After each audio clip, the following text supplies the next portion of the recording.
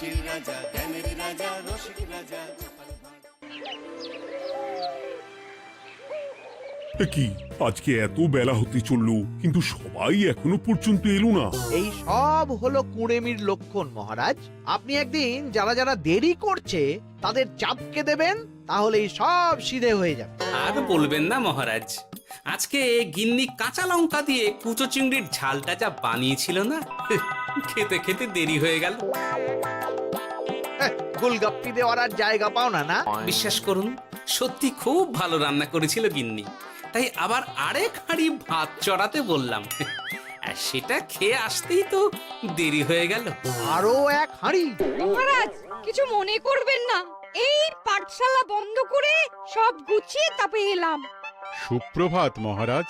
সুপ্রভাত মহারাজ। প্রভাত আজকে আর শুনেই, তোমরা সবাই এত কুঁড়ে হয়ে গেছো যে কি বলবো। মহারাজ, এই কুঁড়েমির আসল কারণ হচ্ছে চর্বি। কথায় আছে, যত বেশি চর্বি তত তাড়াতাড়ি মরবি। আপনি কি বলতে চাইছেন মন্ত্রী মশাই, যে আমি তাড়াতাড়ি মরে যাব আর আপনি মজা দেখবেন? ঠাকুর ঘরে কে, আমি তো কলা খাইনি ব্যাপার হয়ে গেল। গোপালের একদম মোক্ষম জায়গায় আঘাত লেগেছে, যাকে বলে ওই আঁতে ঘা। তুমি বেশি কথা বলো না বৈদ্য, ছুঁচ করে চালুনির বিচার। হ্যাঁ, বৈদ্য তো দেরি করেই এসেছে। আমার মনে হয় প্রত্যেককে এমন ভাবে প্রশিক্ষণ দেওয়া দরকার যাতে তারা একটু চনমনে হয়ে ওঠে। হ্যাঁ মহারাজ, তাহলে আগামীকাল থেকেই শুরু হোক ব্যায়াম আর অস্ত্র শিক্ষা। হ্যাঁ, কুঁড়ে থাকলে রাজ্যের কোনো বিপদ আপদেই সভাসদেরা কাজে আসবে না। ঠিক বলেছেন মহারাজ। তাহলে আর দেরি কেন, চলো সবাই এখনই আমরা মাঠে যাই। এই তো মহারাজ ভরপেট খেয়ে এলাম, এখনই মাঠে? ও সব অজুহাত দিয়ে লাভ নেই, চলো চলো চলো।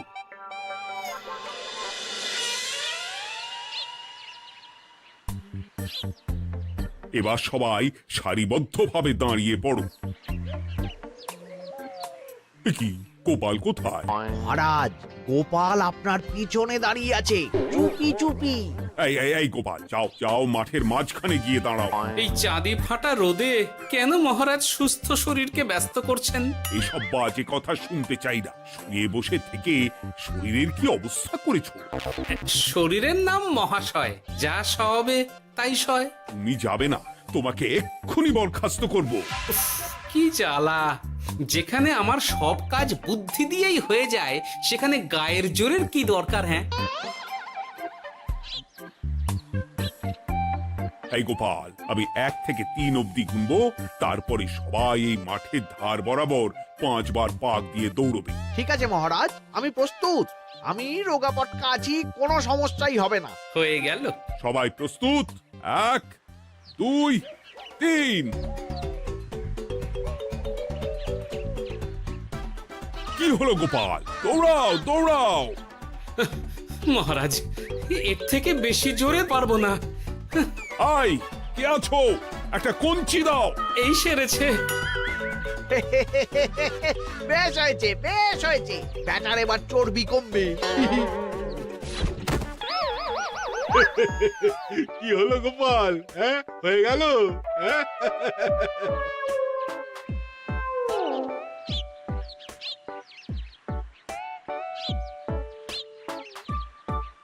এই গুলটে, ফুটি, আমাদের দাদু উল্টে গেছে। হ্যাঁ, তাই তো দেখছি। চল চল গিয়ে দেখি। উফ, চেহারার কি অবস্থা বানিয়েছো গোপাল? হ্যাঁ, এতটুকু দৌড়তে গেলেই চিটপটাং। তাড়িয়ে দিন মহারাজ, এরকম বেঢপ চেহারা সভাসদকে আমাদের দরকার নেই। না না, তা বললে হবে নাকি গোপাল? তুমি এক্ষুনি বাড়ি চলে যাও, কালকে আবার মাঠেই দেখা হবে। এই দাদু, বাড়ি চলো। ওরে বাবারে!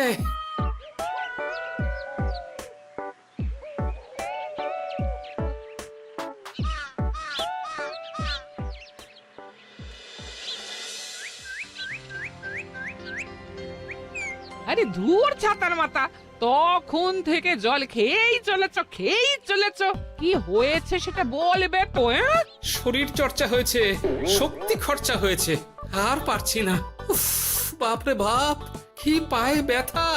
এই জন্যেই আমি বলি বাপু, একটু বপুটাও নড়াও, কিন্তু কার কথা কে শোনে? ওরে বাবা, অকারণে সুস্থ শরীর ব্যস্ত করবো কেন বলো তো? বেশি নড়াচড়া করলেই আয়ু কমে যায়। তোমার এই বাজে কথা কোন শাস্ত্রে লেখা আছে শুনি? শাস্ত্রে কেন যাব, বাস্তবে জলজ্যান্ত উদাহরণ আছে। আমি মানতে পারছি না। হুম, মানতে পারছি না বললে তো হবে না, তোমাকে মানতেই হবে। বেশ, প্রমাণ করো। আমি যদি তোমাকে প্রমাণ করে দিতে পারি, তাহলে আজ থেকে বাড়ির বাজার দোকান করার দায়িত্বটাও তোমাকেই নিতে হবে। দিদা তুমি তো ফেঁসে যাবে, দাদুর সঙ্গে বাজি লড়বে না। এই বাদ দে তো, তোর দাদু আগে প্রমাণ করুক যে বেশি নড়াচড়া করলে বয়স কমে। হ্যাঁ তাহলে বাজি? হ্যাঁ বাজি। আচ্ছা ঠিক আছে, বেশ। তুমি তুমি একটা পশুর নাম বলো তো, যারা খুব তাড়াতাড়ি দৌড়য়। ঘোড়া, হরিণ, চিতাবাঘ আরো আছে। আচ্ছা, এবার সবচেয়ে আস্তে আস্তে কোন পশু চলে এরকম একটা পশুর উদাহরণ দাও। কেন, কচ্ছপ? এই তো পেয়ে গেছে উত্তর। এবার তুমি বলো তো, কচ্ছপ কত বছর বাঁচে, আর ঘোড়া, হরিণ, চিতাবাঘ এরা কত বছর বাঁচে?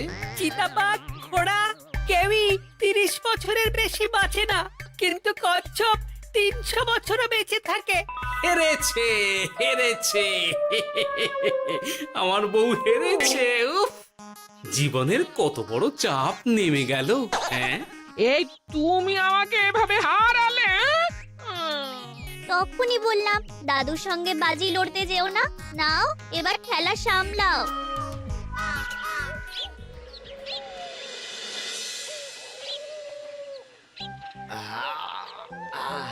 আরো ভালো করে মালিশ কর। আজকে ছোটাছুটি করে পা দুটো বেশ ব্যথা ব্যথা করছে। কালকে তো আবার অন্য পরীক্ষা। আরে আমার হালকা চেহারা আছে, সব সামলে নেব। কালকে তো অস্ত্র চালনা হবে, কালকে আমি কাঁপিয়ে দেব। কাঁপাতে তো হবেই মন্ত্রী মশাই। আমরা আপনার শরীরে এমন ঘষা মাজা করে দেব না, মনে হবে আপনি না একটা জলযন্ত্র অস্ত্র চালনা করতে যাচ্ছে। বাস এই তো চাই। বাবারে, আস্তে আস্তে। আরে বাবা, আপনার তো ইস্পাতের শরীর, ভাঙবে তবু মচকাবে না। চিন্তা করছেন কেন? ভয় পাবেন না, ভয়কে জয় করতে হবে। আরে আরে আরে, তোরা আমার কথাটার সাথে করছিসটা কি? মানুষটা মরে যাবে তো। চিন্তা করো না গিন্নি। বাবা, ওরা বলেছে আমার ইস্পাতের শরীর, ভাঙবে তবু মচকাবে না। একবার এই বুড়ো বয়সে হাত পা ভাঙলে কি সামলাবে শুনি? মন্ত্রী মশাই, আমাদের বকশিসটা দিয়ে দিন, আমরা কেটে পড়ি।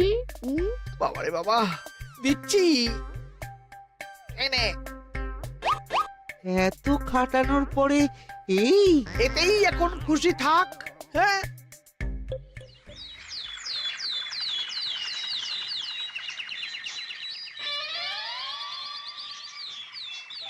এবার তোমাদের সকলকে অস্ত্র শিক্ষা দেওয়া হবে। উফ, রোজ রোজ কি জ্বালাতনে পড়েছি, বাপরে বাপ। বাবা মা কাউকে ডাকার দরকার নেই, ভালো না লাগলে রাজসভা চাকরি ছেড়ে চলে যাও। মহারাজ, এটা তো উচিত নয়। যে যেটাই পারদর্শী তাকে সেটাই করতে দিন না। একটা বাঁদরকে যদি আপনি বলেন শিকার করে মাংস খেয়ে দেখা, সে কি পারবে মহারাজ? মহারাজ, গোপাল একটু বেশি কথা বলছে, ওকে আপনি বের করে দিন। আমি তোমার কথায় গলবো না গোপাল, তোমাদের সবাইকে এখন অস্ত্র শিক্ষা শিখতেই হবে। কর্তার ইচ্ছায় কর্ম, এখন তো আমার আর কিছুই বলার নেই। তাহলে আর দেরি কেন, তোমরা সবাই একটা করে ঢাল আর একটা করে তলোয়ার তুলে নাও। সেনাপতি, বলুন মহারাজ। তুমি সকলকে অস্ত্র শিক্ষা দেবে, তলোয়ার চালানো শেখাবে। এক এক করে প্রত্যেকে তোমার কাছে যাবে আর এক এক করে তুমি সবাইকে তলোয়ার চালানো শেখাবে। আচ্ছা মহারাজ, তাহলে ওই সবার প্রথমে চলে আসুন মন্ত্রী মশাই। হ্যাঁ, আমি প্রস্তুত। আমার শরীর ইস্পাতের মতো, ভাঙবো তবু মচকাবো না।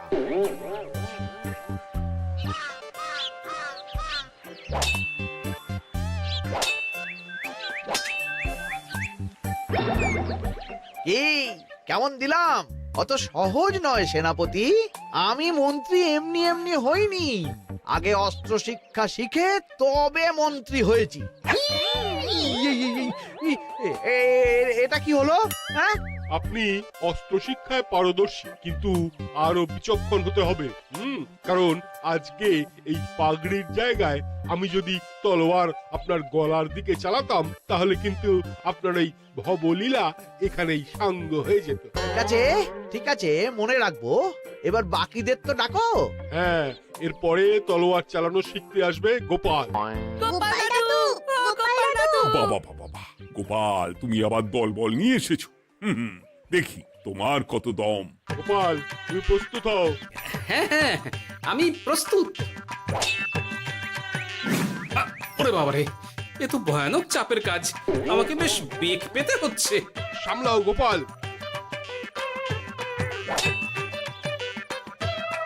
না, আমাকে অন্য রাস্তা দেখতে হবে। সেনাপতি, মহারাজের দিব্যি, তুমি আমার দিকে তলোয়ার ঢাল বাড়াবে না। এই এই, এটা কি হলো? সত্যি তো, এটা কি হলো? গেল গেল গেল গেল গেল গেল গেল, দুটিটা খুলে গেল গো। দেব নাকি এবার কুচ করে কেটে? জিতে গেছি, জিতে গেছি। এটা কি হলো? শত্রুপক্ষ কখনো কারো দিব্যি শুনবে না। আর সেনাপতি, তুমি কি ওখানে দাঁড়িয়ে দাঁড়িয়ে মজা দেখছো? আমি কি করব মহারাজ, গোপাল যে আপনার দিব্যি দিয়ে দিল। গোপাল বেটা খুব চালাক। তাহলে এখন উপায়? ওসব গোপাল তোমাকে বোকা বানাবার জন্য করেছে। তুমি ধুতি ঠিক করে আবার লড়াই চালিয়ে যাও। যথাজ্ঞা মহারাজ।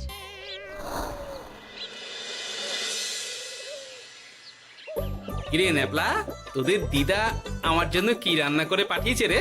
এই তো ভাত, আলু সেদ্ধ, এই পুঁই শাকের ঝোল আর রুই মাছের ঝাল।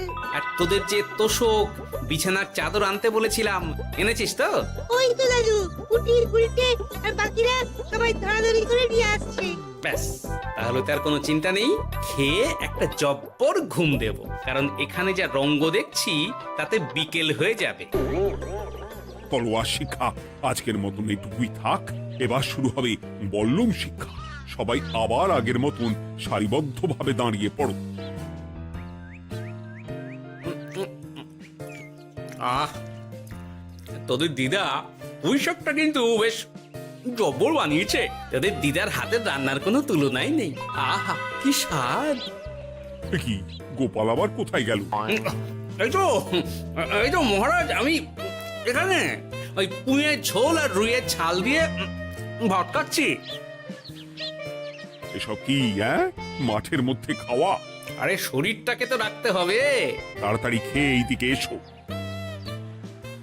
আসছি আসছি আসছি। এবার আমি তোমাদের দেখাবো কিভাবে বল্লম নিয়ে তেড়ে যেতে হয়। দেখান মহারাজ।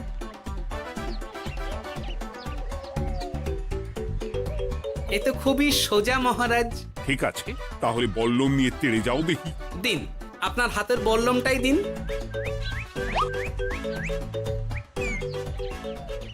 আরে আরে, গোপাল তো মাঠ থেকেই চলে গেল। আমি ডেকে আনছি মহারাজ। আরে আরে, ও গোপাল, গোপাল, মহারাজ ডাকছেন। থামো থামো। মহারাজ বলেছেন বল্লম নিয়ে তেড়ে যেতে। তেড়ে গিয়ে আবার ফিরে আসতে তো উনি বলেননি। আরে, এ তো মহা মুশকিল। উনি এক্ষুনি তোমাকে মাঠে ফিরতে বললেন। সেটা আপনাকে বলতে পারে সেনাপতি, আমাকে তো বলেনি। আমি চললাম।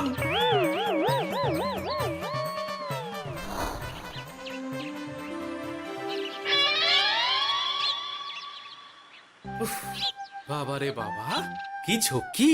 অনেক বুদ্ধি করে মাঠ থেকে খাটে চলে এসেছি। আমি আর উঠছি না।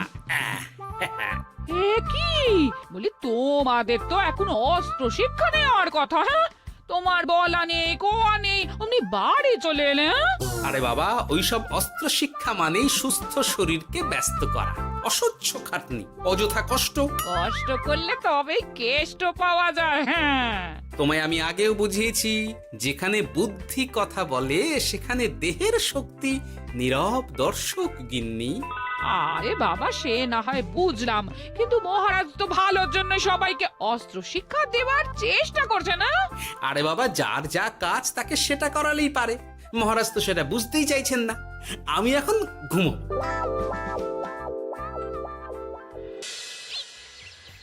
দরজা খোলো গোপাল, দরজা খোলো। গোপাল, গোপাল দরজা খোলো বলছি। ব্যাস হয়ে গেল। একটু শান্তিতে ঘুমাবো তার জো নেই। দরজা খোলো গোপাল। বলুন মহারাজ। তুমি কি পেয়েছোটা কি গোপাল? রাজসভায় দেরি করে আসবে, তারপর অস্ত্র শিক্ষার সময় ফাঁকিবাজি দেবে, এভাবে তো আর তোমাকে মনে হচ্ছে রাজসভায় রাখা যাবে না। মহারাজ, গোপাল তো মুখের কথার লোক নয়, ওকে তাড়িয়ে দিই। কেন মহারাজ? আমি কি এমন মহাপাপ করেছি যে আমাকে তাড়িয়ে দেবেন? এই যে আমার কথা শুনছো না, এটাই তোমার অপরাধ। অপরাধ নেবেন না মহারাজ। পণ্ডিতের দায়িত্ব পুজো করা, সভাকবির দায়িত্ব কবিতা বলা, সাহিত্য চর্চা করা, আর আমার দায়িত্ব হাসি মজা করে আপনার মন ভালো রাখা। কিন্তু আপনি আমাকে জোর করে যুদ্ধের ময়দানে ঠেলে দিতে চাইছেন। এটা আমার ইচ্ছে। আমিও তো মহারাজ ইচ্ছে করলেই অনেক কিছু করতে পারি। চোখ বন্ধ করে লক্ষ্য ভেদ করতে পারি, শুধু বুদ্ধি দিয়ে। আরে বাহ, এত বড় কথা! তাহলে মহারাজ, ওকে বলুন পরীক্ষা দিতে। কি পরীক্ষা? আমি একটা ঘরে বর্ম পরে দাঁড়িয়ে থাকবো। তোমার হাতে অস্ত্র দেব, আমার মাথায় একটা আপেল থাকতে হবে, আর তুমি কিভাবে আমার মাথা থেকে ওই আপেল ফেলতে পারো দেখব। এ তো খুবই সোজা। কি গোপাল, তাহলে লড়বে নাকি বাজি? হ্যাঁ, লড়তে রাজি আছি। তাহলে আজ রাতেই হয়ে যাক পরীক্ষা। যদি এই পরীক্ষায় উতরে গেলে তো ভালো, নইলে তোমার চাকরিটা গেল। গোপাল, তুমি পারবে তো? সে দেখাই যাবে। আজ রাতে তাহলে রাজবাড়িতে দেখা হচ্ছে। যদি আমি এই পরীক্ষায় বিফল হই, তাহলে আমার চাকরি আপনি কেড়ে নেবেন। আর যদি সফল হই, তাহলে মন্ত্রী মশাইকে শাস্তি দেবেন। আমি নিজে সারা কৃষ্ণনগরে নাক্ষত দেব। বেশ, দেখা যাক।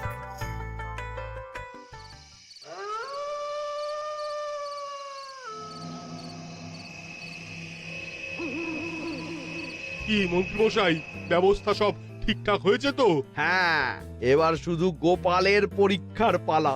আমি তাহলে বাইরে গেলাম, গোপালকে পাঠিয়ে দিচ্ছি।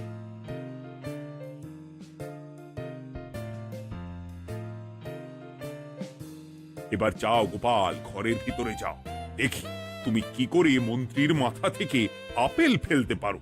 আপনি তো শুধু আমার চোখ ঢেকেছেন, আমার নাক মুখ কানও ঢেকে দিন, যাতে ঘ্রাণেন্দ্রিয় শ্রবণেন্দ্রিয়েরও সাহায্য না নিতে পারি। বেশ, তাহলে তাই হোক। আয়, কে আছো? গোপালের মুখ নাক আর কান ঢাকো। যথা আজ্ঞা মহারাজ। একটু মোটা কাপড় দিয়ে নাক মুখ ঢাকো, হ্যাঁ, যাতে সেভাবে আপেলের গন্ধ না পাই। বেশ বেশ।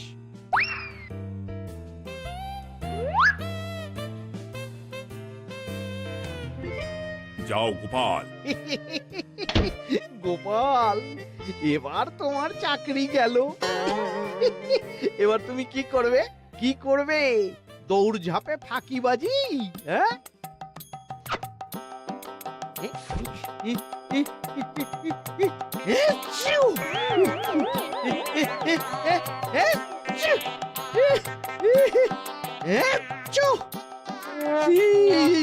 গেল গেল গেল গেল গেল, আপেল পড়ে গেল।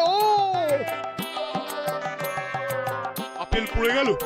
মহারাজ, এর মধ্যেই গোপাল আপেল ফেলে দিয়েছে। ঘরের ভেতরে চলো।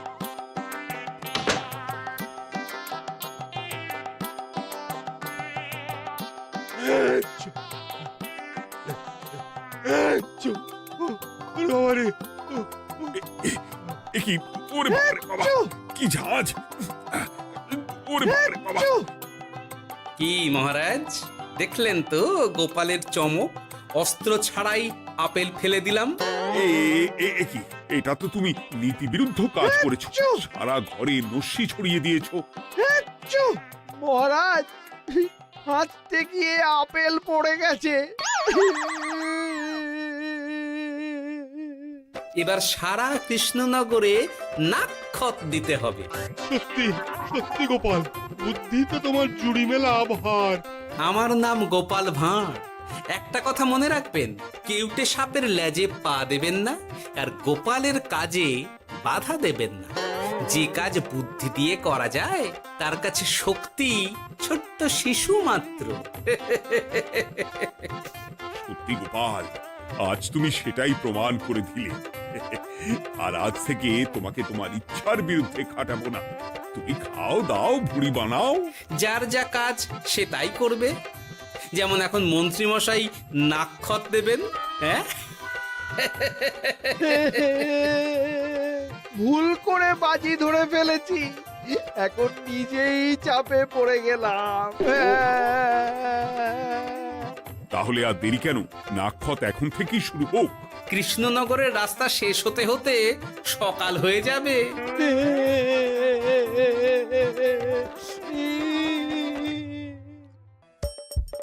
হাসির রাজা, জ্ঞানের রাজা, রসিক রাজা।